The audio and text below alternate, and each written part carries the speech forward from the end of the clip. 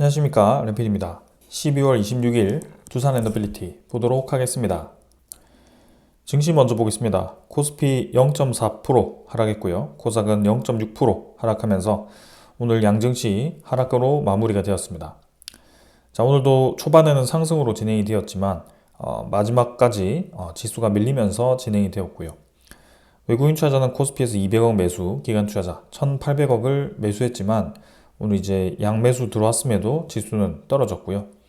코스닥도 외국인 투자자 190억 매도, 기관 투자자가 1,600억 매수가 들어오면서 마찬가지 기관 매수가 들어왔지만 지수는 떨어졌습니다. 오늘은 이제 올해 마지막 이제 배당 기준일이었습니다. 그래서 배당 기준일이었기 때문에 마지막 동시호가에 외국인 투자자라든지 기관 투자자가 배당금을 노리고 들어온 수급들이 있었을 거라고 보고 있고요. 실제로 이제 장중에는 외국인 투자자가 매도로 집계가 되었었는데 이렇게 장 후반에는 장 마감 뒤에는 이렇게 플러스로 잡혔습니다. 그렇다는 말은 배당 기준일에 급격하게 들어갔던 물량들은 내일 이제 배당 락이죠. 7일에 이제 기준일이 끝나고 그 목적으로 들어왔던 물량들이 빠지는 날인데요. 그게 아마 본격적으로 빠질 가능성이 큽니다. 그래서 코스피, 코스닥이 내일 이제 배당 락으로 이제 빠져나가는 그런 수급들이 있을 거고, 이제 배당에 대한 기준이 끝났기 때문에 본격적으로 외국인 투자자가 이탈할 것인가, 그런 것들도 좀 봐야 되는 상황입니다. 자, 그래서 2429포인트로 진행이 되고 있고요. 이 코스피의 외국인 투자자 이탈이 내일부터 해서 가속화가 될지 그것도 한번 좀 볼 필요가 있겠습니다. 최근에 이제 계속 약세를 띠고 있고요. 계속 60일선을 넘지 못하고 떨어지고 있기 때문에 상당히 우려스럽습니다. 투자 수급은 뭐 아까도 말씀드렸듯이 오늘 외국인 투자자 매수가 들어오긴 했지만 사실 뭐 장중에는 매도였고요. 배당 기준일 이후에 이제 움직임을 봐야 됩니다. 그래서 다음 주 월요일까지는 장 폐장일이기 때문에 이제 이틀밖에 남지 않았고 이제 연초에 들어갔을 때 어떤 움직임을 보이는지, 그리고 기관 투자 중에서도 지금 금융 투자 위주로의 매수가 집중되고 있습니다. 특히 이 물량들은 아무래도 배당금을 받기 위한 배당에 대한 노림수로 들어왔던 물량이다. 그래서 빠져나갈 가능성이 크다라는 거죠. 그래서 금융 투자와 외국인 투자자가 내일 빠져나갔을 때 증시가 어떻게 흘러가는지, 그리고 연초에 들어갔을 때 새로운 장이 열렸을 때 어떻게 이제 흘러가는지, 그런 것들을 좀 보도록 하겠습니다. 코스닥은 675포인트고요. 확실히 21선 근처에서 횡보를 하고 있습니다. 급락 떨어졌던 거는 그대로 메워주었지만 확실히 바닥 라인을 지금 이제 이탈하지 않고 계속 이제 유지해주는 모습인데요. 이게 좋지는 않습니다. 이전과 계속 저점이 떨어지는 분위기로 형성이 되고 있고, 특히 코스닥은 지금 이 이평선들이 많이 벌어져 있습니다. 그래서 전형적으로 급락을 하고 있는 그런 지수에서 볼 수 있는 그런 차트이기 때문에 상당히 어렵다라는 뜻이고, 이게 이제 이 이후에 올라갈 수 있는 좋은 환경이 좀 마련이 된다면 좋게 말씀을 드릴 수 있겠지만 지금 사실 그러기가 쉽지는 않아 보이거든요. 왜냐하면 계속 오늘도 이제 환율을 볼 수밖에 없습니다. 지금도 7.6원 올라서 1466원을 찍었고요. 오늘 장중에는 1468원까지 올라갔었습니다. 그래서 계속 이제 환율이 올라가는 분위기고요.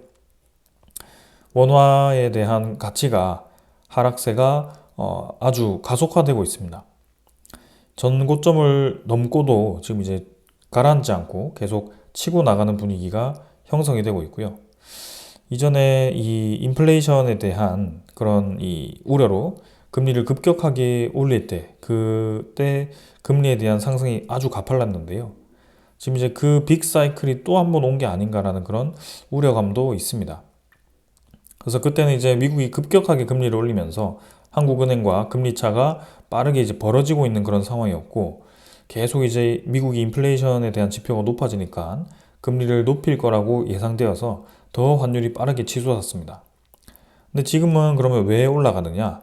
여러 가지 이유가 있습니다. 당연히 첫 번째는 우리나라의 그런 환율이 불리할 수밖에 없는 이제 한국과 미국의 금리 차가 큽니다. 그죠?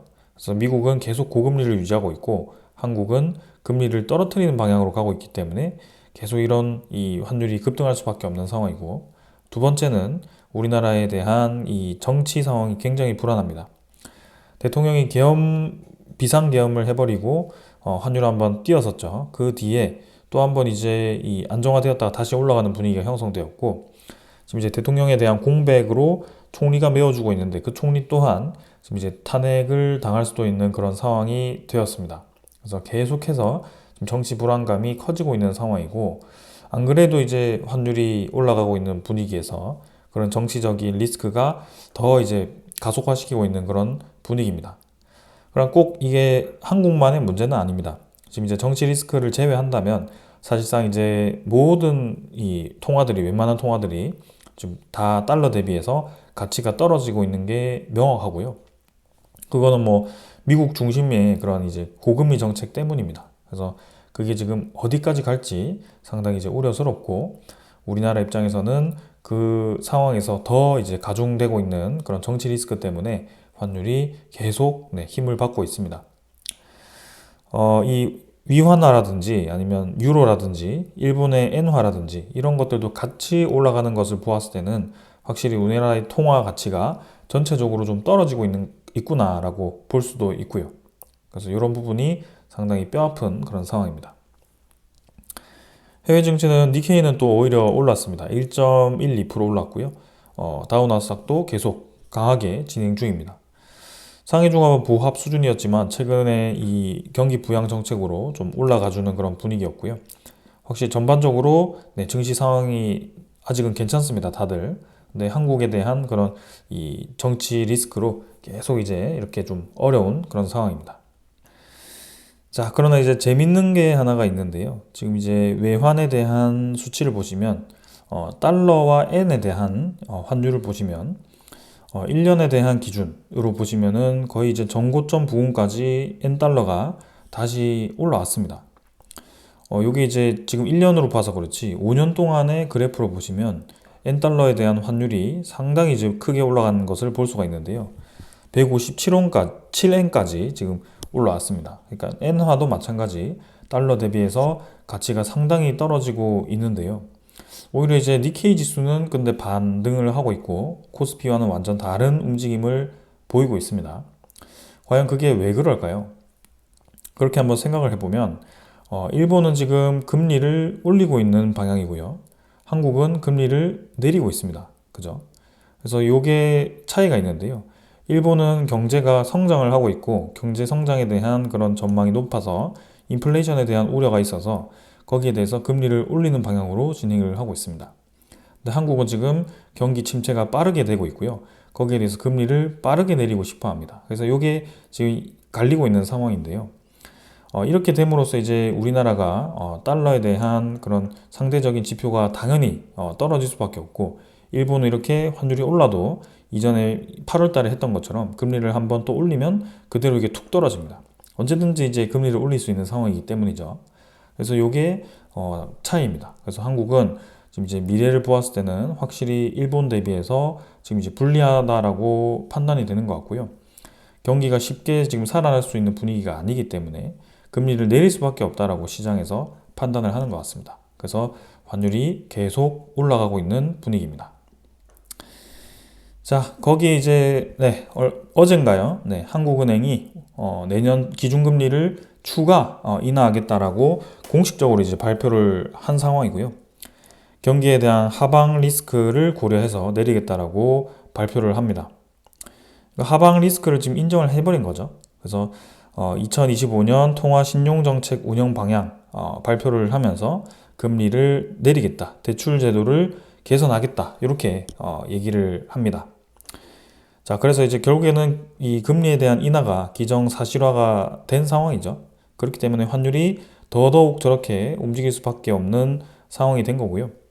원달러에 대한 가치가 계속 떨어질 수밖에 없습니다. 자, 그러면 가장 큰 문제는 사실 우리나라가 금리를 내렸을 때 이게 실물에 대한 경기를 바로 살려주면 좋습니다. 근데 이렇게 되지 않으면 계속 경기가 좋지 않고 금리를 점점 빠르게 내리겠죠. 이러한 게 이제 문제가 되는데요. 자, 우리나라가 계속 이렇게 금리를 내려도 실물 경기가 살기 어려운 분위기가 있는데 그게 왜 그렇죠? 결국에는 개인 자산이 그죠? 개인 자산이 전 세계적으로 보았을 때 전체 비중 그죠? 개인 자산의 80%, 87% 정도가 지금 부동산에 있습니다. 우리나라의 부동산이요. 그래서 일본 같은 경우는 60%, 미국 같은 경우는 40% 정도로 부동산 자산이 잡히는데 우리 유독 대한민국만 이렇게 87%까지 부동산에 들어가 있습니다. 그 말인즉슨 거의 개인들이 한계치만큼 부동산을 지금 투입을 했고 부동산에 자산이 묶여 있다라고 볼 수가 있고요. 그게 저금리 대출 정책으로 인해서 그 모든 대출을 받아다가 부동산 올라갈 것 같아서 부동산에 올인을 했기 때문입니다. 그럼 이제 금리를 낮춰도 뭐 3%에서 뭐 2.75%가 된다고 한들 이 부동산에 대한 이자만 줄어들 뿐이지 그게 실물 경기에 들어갈 만큼 여유가 생기지는 않을 겁니다. 그래서 그게 여유가 생길 정도까지 금리를 빠르게 내릴 수밖에 없는 상황이 만들어질 텐데 그렇게 되면 당연히 원달러 환율은 올라갈 수밖에 없다라는 것입니다. 우리나라만 이렇게 움직여도 원달러 환율이 당연히 올라갈 텐데요. 결국에는 가장 중요한 것은 지금 미국의 대통령이 트럼프로 바뀌게 되기 때문에 이 트럼프가 추진하고 있는 것이 보편 관세, 그 다음에 이제 예산 편성입니다. 예산 편성을 할 때 이제 부채 한도를 줄이겠다, 없애겠다. 부채 한도를 아예 없애자. 이렇게 얘기를 하고 있습니다. 부채 한도를 없앤다라는 것은 뭐죠? 미국의 채권 발행을 거의 뭐 무한으로 하겠다는 것이고, 채권을 이제 사줄 사람이 없으면 미국도 이제 기준금리를 억지로 내리겠다. 뭐 이렇게 보고 있는데, 일단 요거까지는 좀 쉽지 않을 것 같습니다. 최근에 파월의 의장의 그런 이제 반기를 들고 있죠. 트럼프에 대해서. 그래서 채권 발행을 이제 해야 될 텐데, 누군가 이제 그걸 매입을 해준다고 했을 때는 계속 이제 채권 금리가 올라갈 수밖에 없겠죠. 발행량이 많으면 당연히 채권 가격은 떨어지기 때문이고요. 그리고 관세를 붙이게 되면 인플레이션에 대한 우려감도 있습니다. 그래서 이 인플레이션에 대한 우려가 또 이제 채권 금리를 상승시킬 수가 있습니다. 그래서 이 두 가지가 지금 트럼프 대통령이 됨으로써 더 가속화가 되고 있고, 그럼 달러에 대한 강세가 더 강해지고 우리나라 원화 가치가 점점 더 떨어지고 있는, 그게 딱 벌어지고 있는 시기가 2025년에 나타날 수 있다는 겁니다.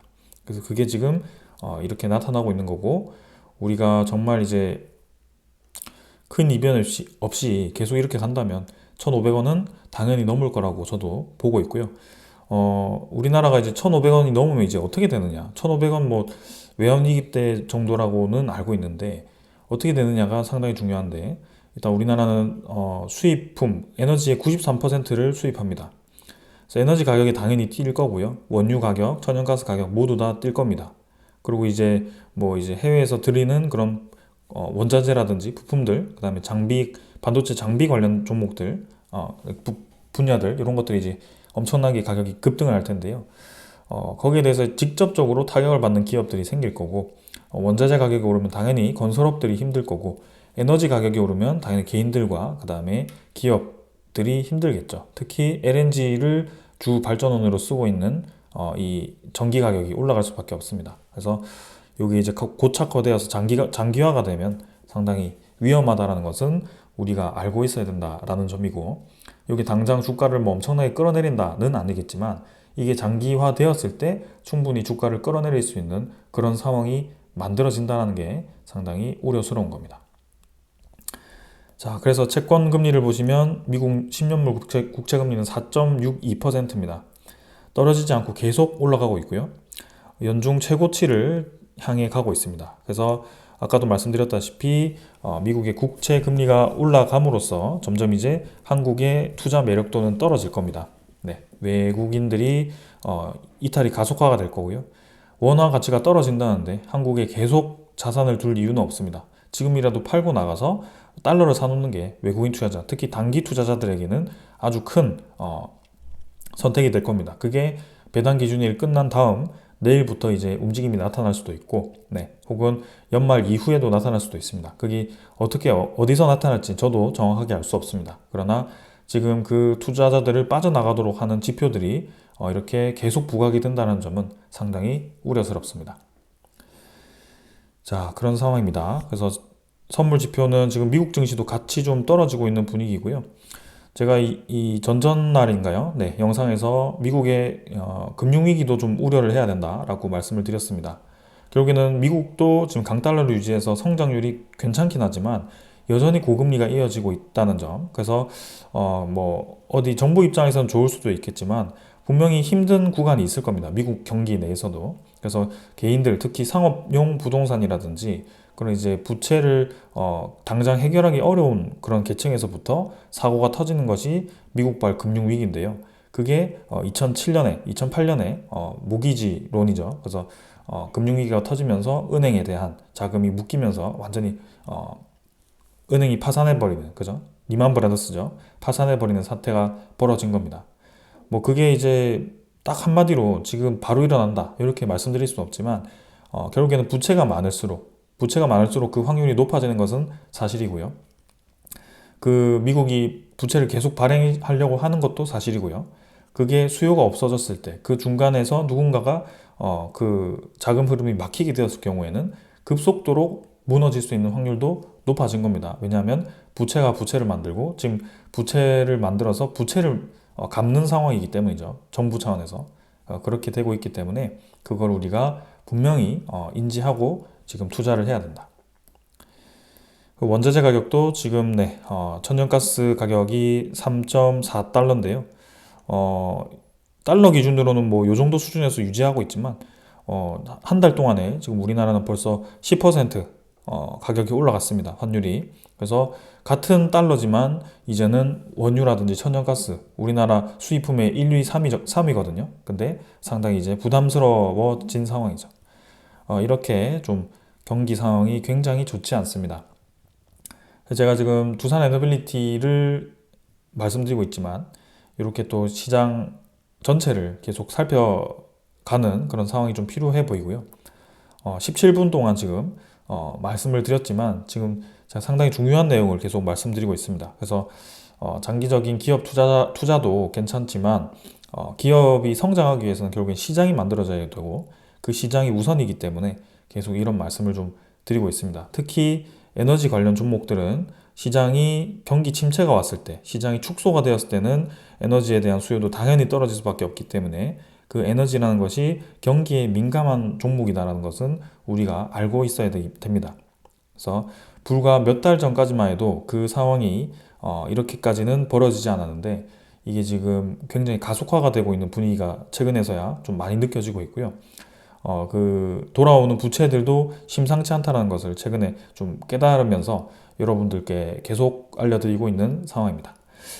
자, 이 정도로 이제 시장 분위기 살펴보았고요. 네, 종목으로 넘어가도록 하겠습니다.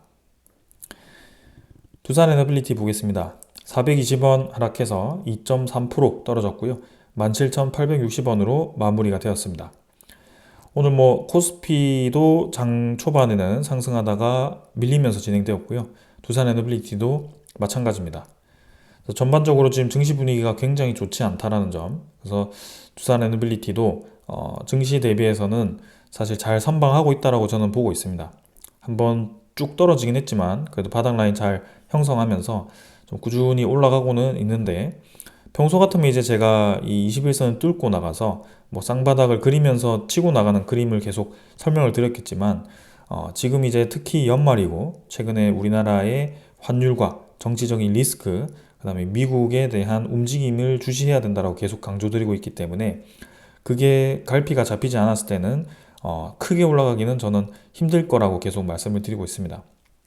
그래서 지금은 이 바닥 라인을 계속 지켜주는 것만으로도 상당히 좋은 상황이고 두산에너빌리티가 이 모든 걸 이겨내기 위해서는 단 한 방이 필요한데 그 한 방이 연말에는 나오기는 힘들어 보인다라는 것이죠. 그래서 최선의 방법은 뭔가 우리가 기다리던 그런 아주 좋은 소식이 하나가 나와서 빠르게 이제 주가가 치고 나가서 한번 이제 비중을 크게 덜어내는 기회가 좀 온다면 상당히 좋을 것 같고요. 그 기회가 오지 않는다고 해도 우리는 어느 정도의 그런 위험 대비는 좀 해야 됩니다. 현금이 충분히 가지고 계신다고 하면 충분히 뭐 장기적으로 접근해 볼 필요가 있는데요. 만약에 내가 현금을 다 없이 그냥 주식에다 다 넣어놨다. 지금 여유가 없는 상황이다라고 한다면 저는 지금 정도에도 충분히 관리를 좀 해야 된다라고 생각이 듭니다. 왜냐하면 계속 좋지 않은 방향으로 진행이 될 거라고 생각이 됩니다. 두산 에너빌리티가 좋더라도 증시 전체가 계속 리스크가 있기 때문이죠. 그래서 그렇게 좀 보고 있습니다. 그래서 이틀 뭐 올라가긴 했지만 결국에는 거래량 없이 올라간 것은 거래량 없이 떨어지는 상황이고요. 350만 주로 또 이렇게 일별 거래량 나오면서 조정을 좀 받았습니다. 그 다음에 외국인 투자자가 30만 주를 오늘 매도했고요. 기관 투자자 12만 주 매도했고 연기금 투자자가 9만 2천 주 매도를 했습니다.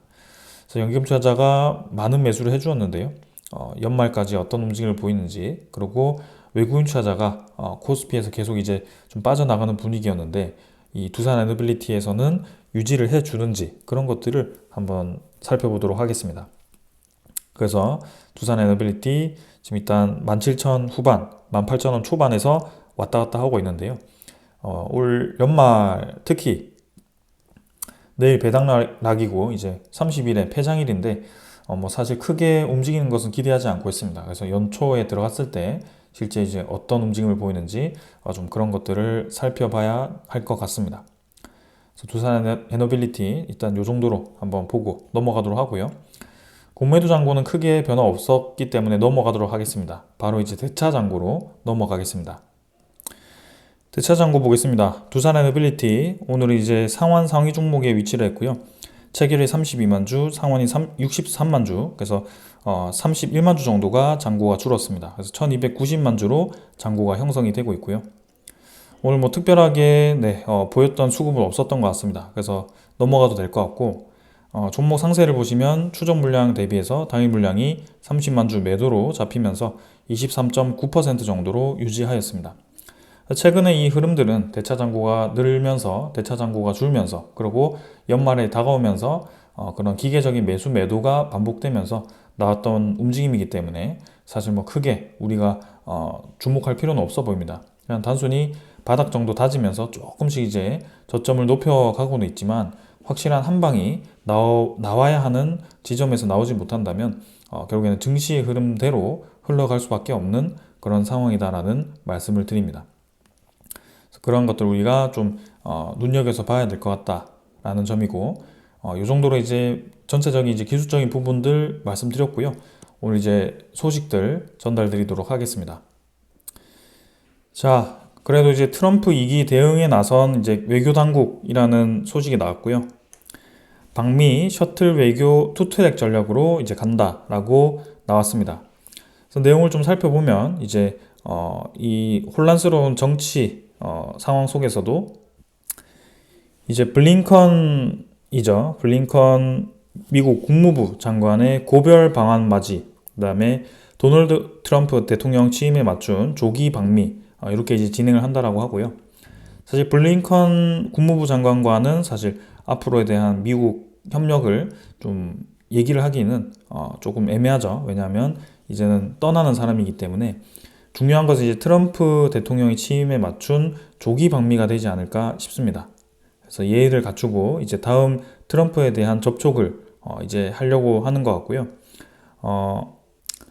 그래서 1월 달에 미국을 방문해서 이제 트럼프에 대한 네트워크 기반으로 조속히 그런 정책 협의를 한다라고 하는데, 그 주요 내용을 한번 보면 이제 트럼프 정부가 주시하고 있는 분야 위주로, 특히 이제 트럼프가 결국에는 협상, 딜을 계속 좋아하는 사람이기 때문에 미 함정 유지 보수, 그 다음에 미국산 원유를 수입해주면서 원전과 같은 그런 에너지 협력을 하는 거, 대미 직접 투자 확대 등 이제 이렇게 좀 패키지를 주면서 거기서도 이제 이득을 보게 주고 우리도 취할 걸 취하자, 이런 방식인 것 같습니다. 결국에는 우리가 일방적인 이득을 보기에는 사실 트럼프라는 대통령이 쉽지 않은 대통령이고 계속 미국의 우선주의를 외치고 있는 분이기 때문에 그거를 우리가 뭐 이렇게 계속 고민할 수밖에 없는 상황입니다.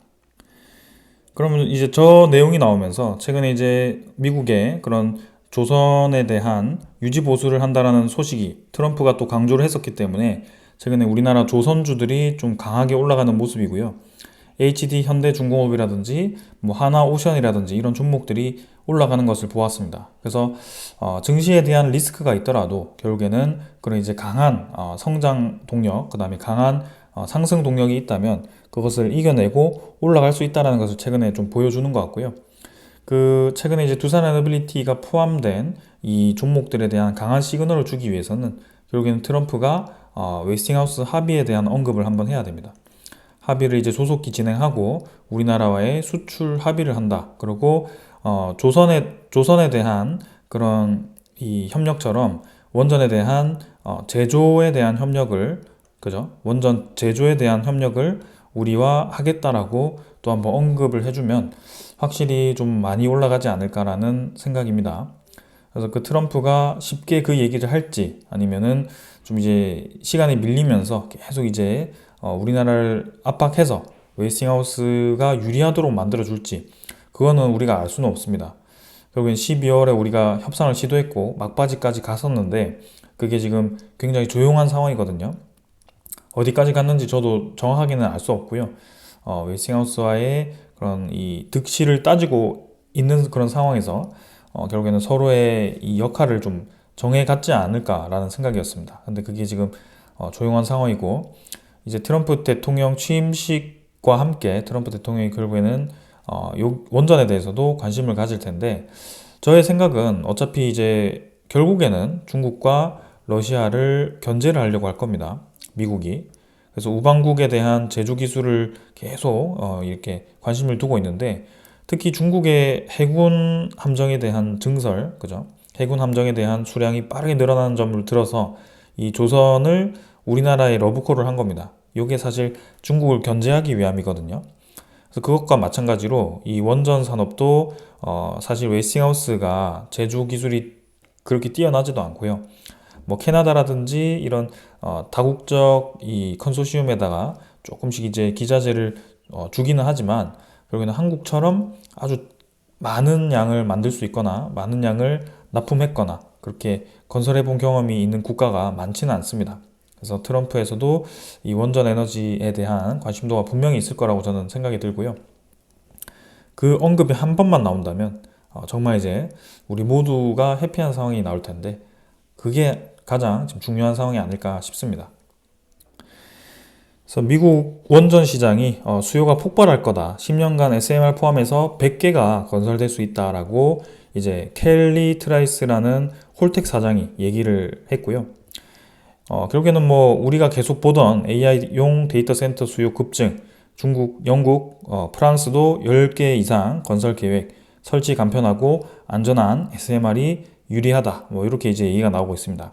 그래서 미국에 대한 시장 확대는 분명하고 거기에 대한 트럼프에 대한 한국과의 협력, 그게 자연스럽게 웨스팅하우스와의 지재권 해결과 수출 이 협력에 대한 못을 박음으로써 전 세계에 대한 원전 시장에 우리가 이제는 큰 규제 없이 진출할 수 있는 기회가 주어진다면 더없이 지금 좋은 상황이 될 겁니다.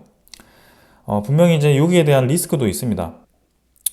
첫 번째는 이제 트럼프가 순순히 이제 우리 기업에 이득만을 주기 위해서 움직이지는 않을 거다. 그래서 그걸 이제 어떻게 할 것인가 거기에 대한 예상을 할 수가 없죠.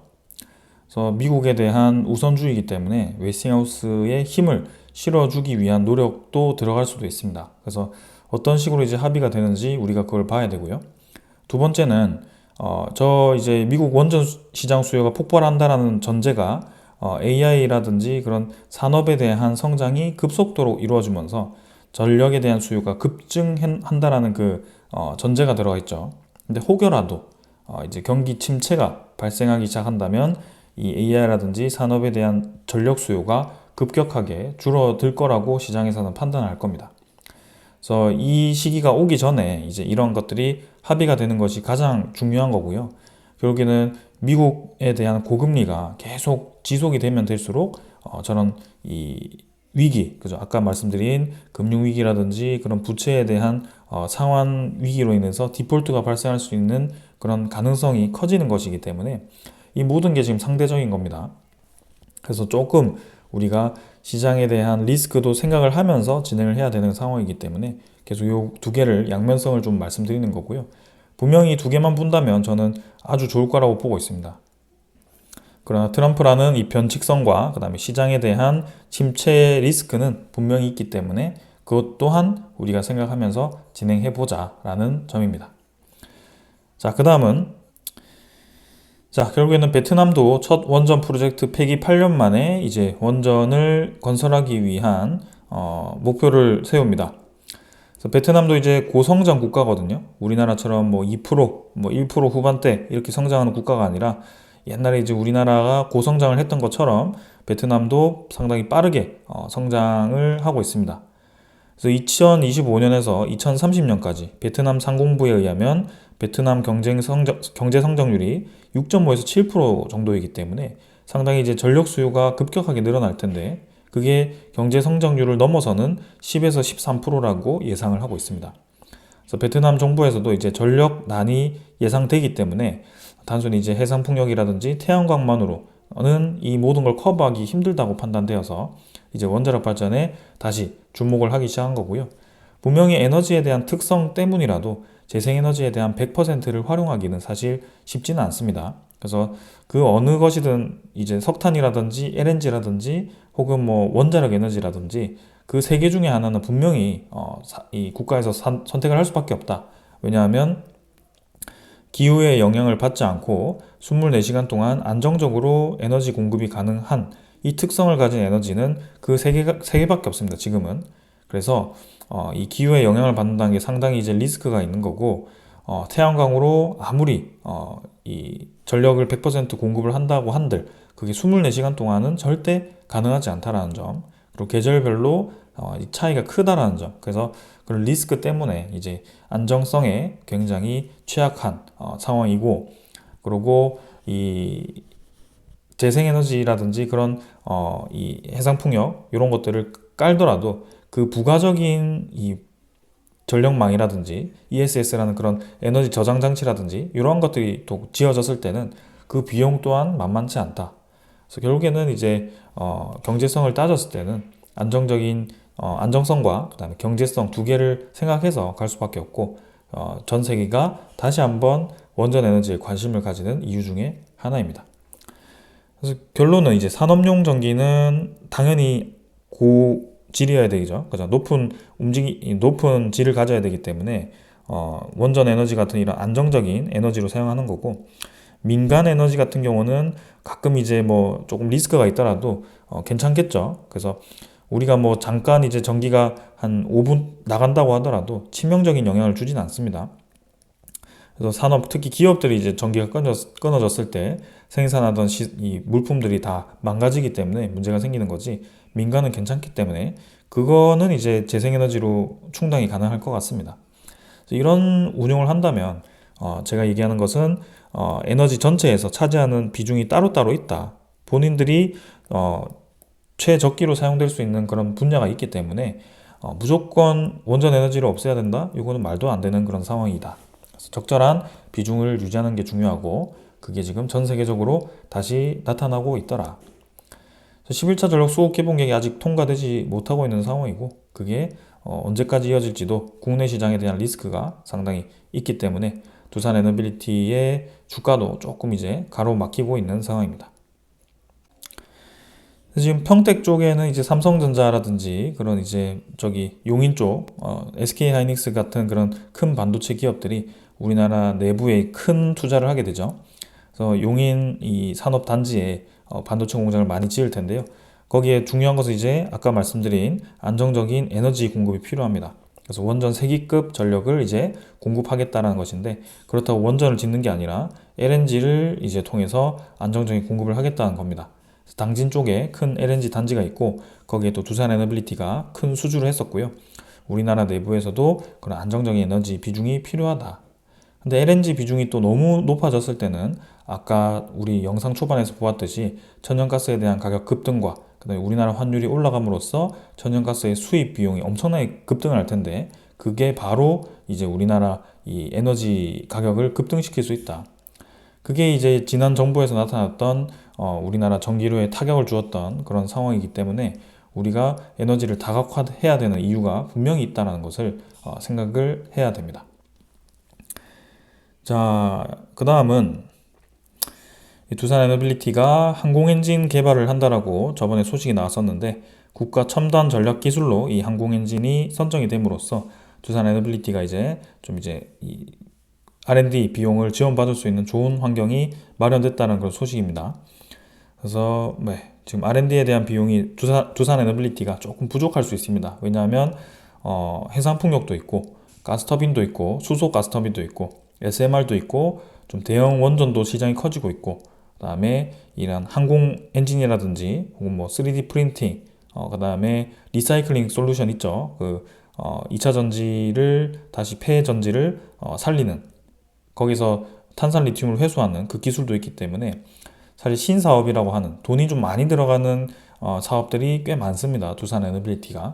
그래서 고정적인 안정적인 이제 수익성이 좀 필요한데 최근에는 이제 현금성 자산이 조금씩 줄어들고는 있습니다. 그래서 그 선택 중에 하나가 두산 밥켓을 떨어뜨리는 것이었는데요. 일단 뭐 그게 실패했기 때문에 두산 밥켓의 배당 수익을 늘려서 두산 에너빌리티에 붙이기는 했습니다. 그 두산 지주사 자체도 이제 그런 이제 불필요한 자산을 매각함으로써 두산 에너빌리티를 밀어줄 수도 있고요. 뭐 그런 상황입니다.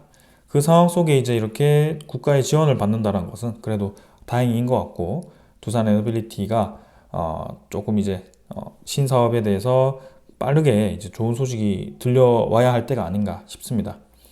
자, 그래서 이 정도로 일단 전체 시장을 한번 보았고요. 시장에 대한 리스크와 이제 미국 내에 있는 그런 원전에 대한 기회, SMR에 대한 기회가 지금 이제 상반되게 주가를 지금 움직이고 있습니다. 그래서 그 둘 중에 하나가 먼저 나와야 되는 게 이제 당연히 SMR 시장이고요. 그게 나옴으로써 한번 주가가 빵 뜨면 우리는 충분히 지금 시장에 대한 리스크를 빠르게 관리할 수 있다는 점에서 더 좋은 상황이 만들어질 것 같습니다. 한번 요 정도로 일단 보고요. 내일 배당락, 그 다음에 30일 폐장이나 한번 보고 연초에 또 어떻게 흘러가는지 그리고 우리나라의 환율이 어떤 식으로 흘러가는지 계속 주시하면서 대응해 보도록 하겠습니다. 오늘 여기까지 하고 마무리하겠습니다. 감사합니다.